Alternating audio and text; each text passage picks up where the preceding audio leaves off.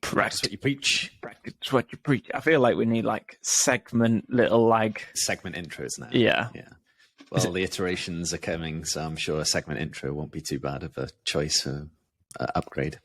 So what are we going to do this week? What are we reviewing? So we're reviewing last week. So I guess today is episode 27. So we're reviewing 26. So as you notice, we've probably changed the thumbnail. So it looks like Dan's pulling off leaves off his fingers because we were talking about trimming, and it's not trimming your bush, but it's trimming your schedule.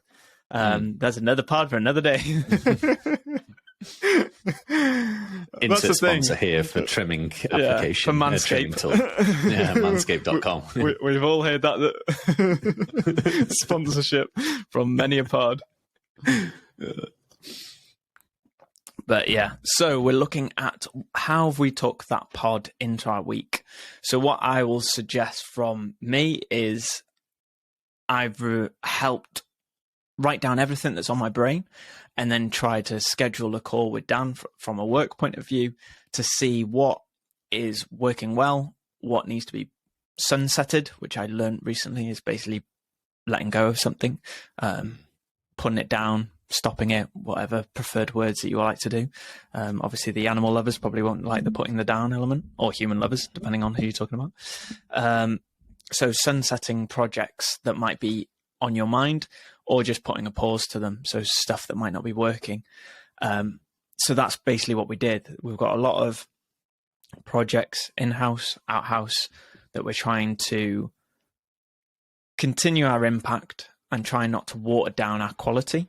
So that involves slowly trimming away some projects that might not have been successful in the short amount of time, but equally we've got learning curves from it. We've took away lots of stuff. So I'll give examples, it'll be easier.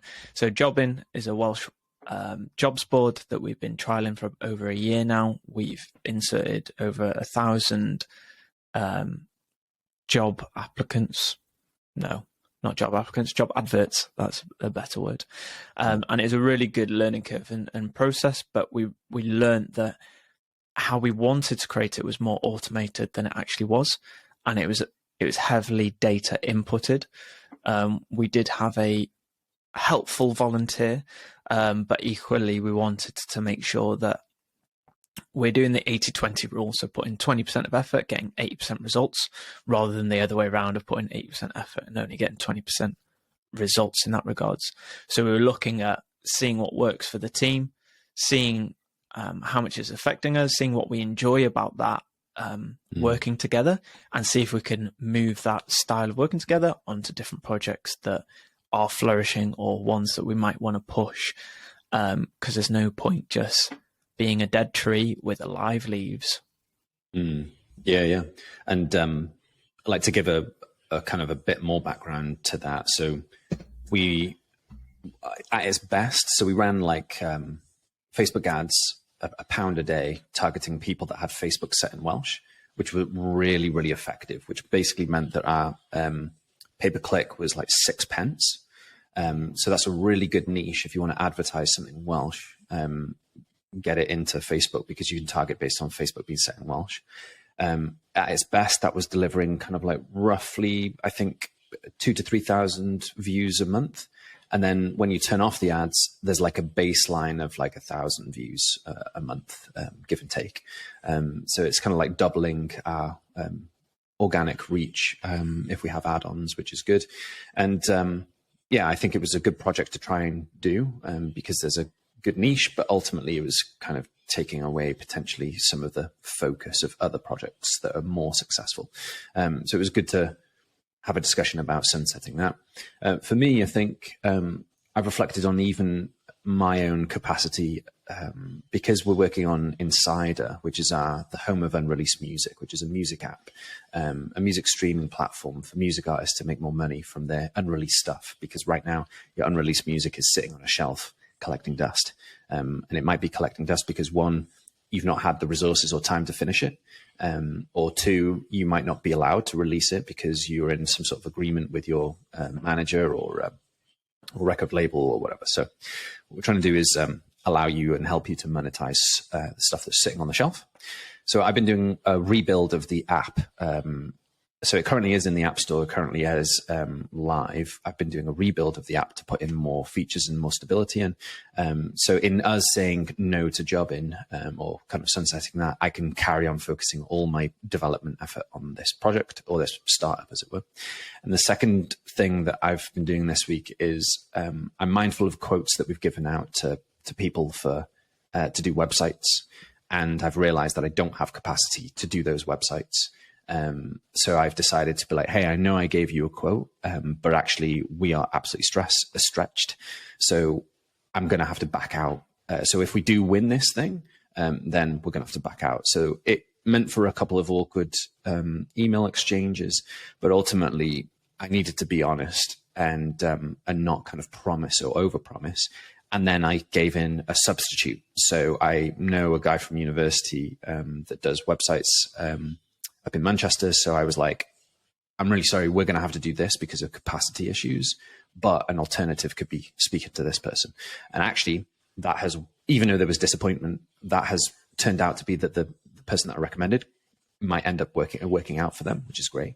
And I felt kind of a little bit of a prompt this week to message somebody else that I had a quote out like months ago. I sent the quote and they've not come back yet. So I was like, hey, preemptively, I know we sent you this quote, but unfortunately, due to capacity, we're not going to be able to do it because I want my focus, all my spare time, I want to be putting into Insider. So it makes for awkward conversations a little bit because you recognize they're going to be a little bit frustrated and disappointed with you.